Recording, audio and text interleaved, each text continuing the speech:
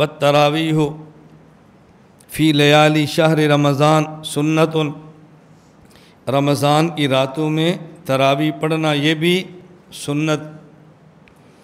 ایک ہے تراویح، توجہ رکھنا، ایک ہے تراویح کی جماعت، ایک ہے تراویح اور ایک ہے تراویح کی جماعت۔ ہمارے ہاں مشہور کیا ہے کہ جی 20 رکعت تراویح حضرت عمر سے ثابت ہے رضی اللہ عنہ، یہ بات کبھی نہ کہنا۔ 20 رکعت تراویح رسول اللہ صلی اللہ علیہ وسلم سے ثابت ہے۔ 20 رکعت تراویح کی جماعت پورا مہینہ یہ حضرت عمر سے ثابت ہے۔ 20 رکعت تراویح اللہ کے نبی کی سنت ہے، اور 20 رکعت تراویح کی جماعت پورا مہینہ یہ حضرت عمر کی سنت ہے۔ دونوں میں فرق ہمیشہ سمجھنا۔ رسول اللہ صلی اللہ علیہ وسلم نے 20 رکعت تراویح پڑھی ہے، مصنف ابن ابی شیبہ میں روایت موجود ہے، تاریخ جرجان للسہمی میں روایت موجود ہے، اور کتب کے اندر بھی ہے۔ اور 20 رکعت تراویح کی جماعت پورا مہینہ یہ اللہ کے نبی نے نہیں کرائی، یہ سنت حضور کی نہیں۔ 20 رکعت تراویح کی جماعت یہ سنت حضرت عمر کی ہے، لیکن کہنا اس کو بھی سنت رسول ہے، وہ کیوں کہنا ہے؟ وہ کیوں کہنا ہے؟ وجہ دیکھو، سنت اسے کہتے ہیں ما واظب علیہ النبی صلی اللہ علیہ وسلم، جو حضور نے کام ہمیشہ فرمایا ہو۔ تو 20 رکعت تراویح کی جماعت کو آپ سنت کیسے کہیں گے جب اللہ کے نبی نے ہمیشہ فرمایا ہی نہیں؟ دوام کی 2 قسمیں ہیں، ایک ہے دوام حقیقی، ایک ہے دوام حکمی۔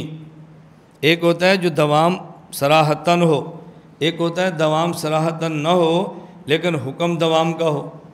نبی کریم صلی اللہ علیہ وسلم نے 23 کی رات کو جماعت کرائی، 25 کو جماعت کرائی، 27 کو جماعت کرائی، 28 کو باہر نہیں آئے، عشاء کے بعد اپنے خیمے میں تشریف لے گئے جو مسجد نبی کے اندر اعتکاف کے لیے تھا۔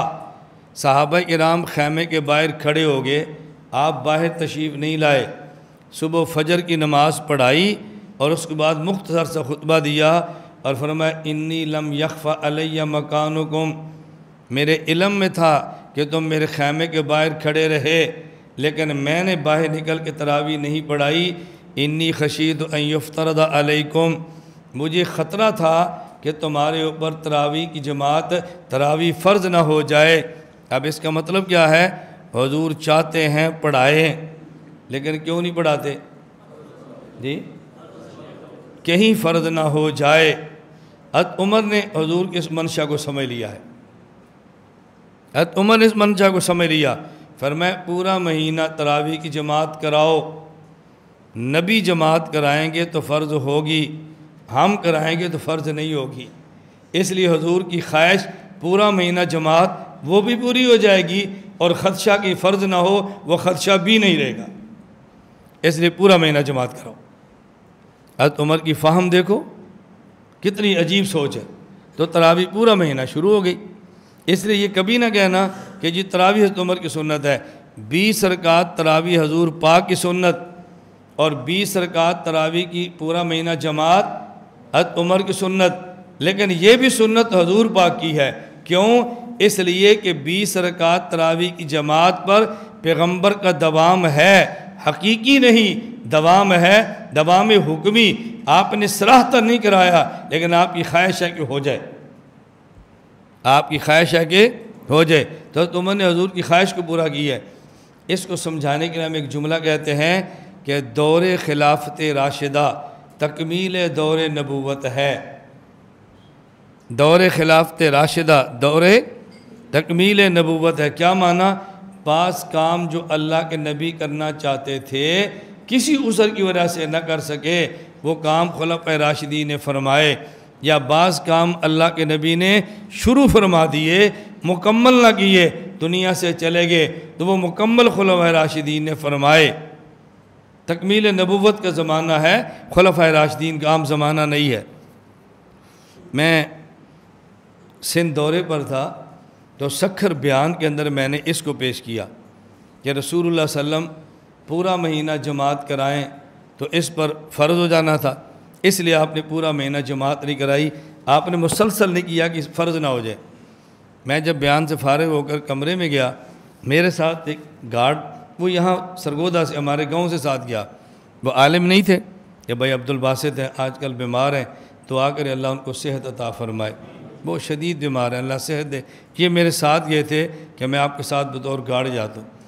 جو بیان کے بعد میں کمرے میں گیا تو اندر سے کنڈی مار دی، کہا جی میں نے بہت ضروری کا بات کرنی ہے۔ انہوں نے کہا جی مجھے ایک اشکال ہے،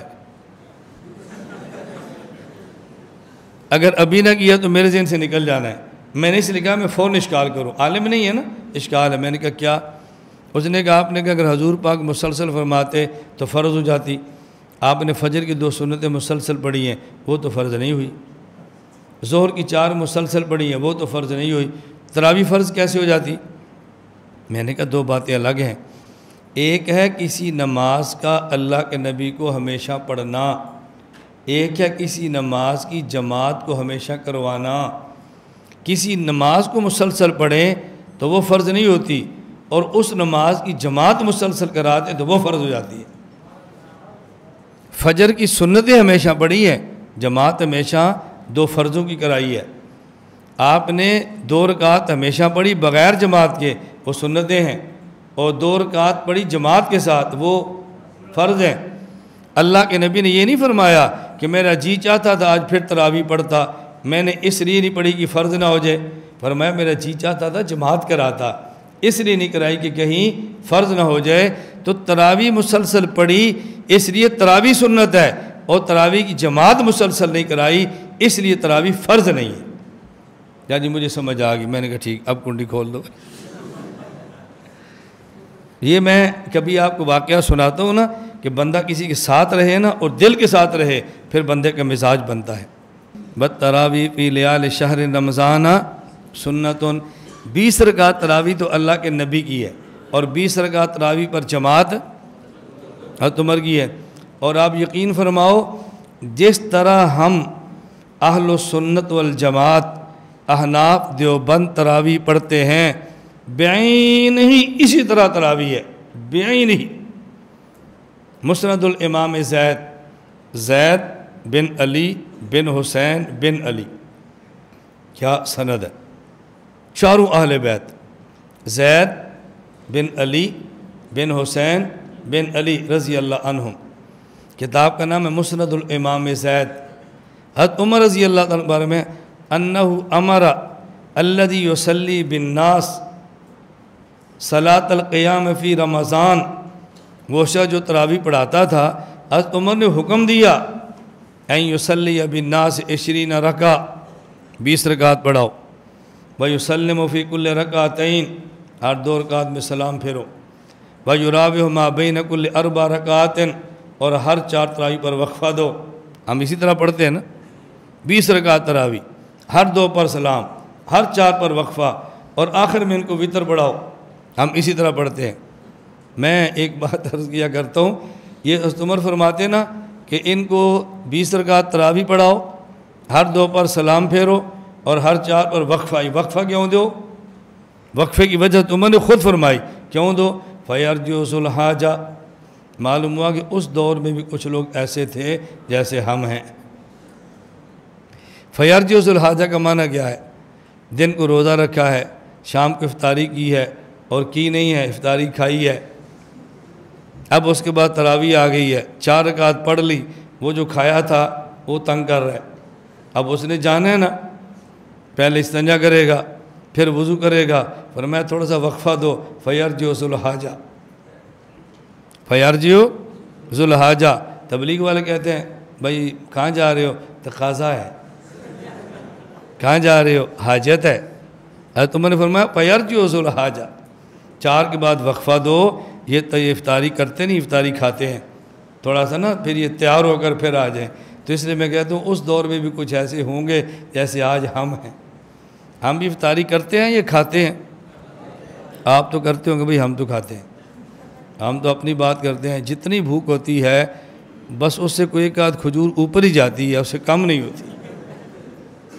خوب خوب کھاؤ اور خوب کام کرو، خوب کھاؤ اور خوب کام کرو، بس جس نے کام کرنا ہے نا وہ کھاتا ہوا اچھا بھی لگتا ہے، وہ کھاتا ہوا اچھا لگتا ہے۔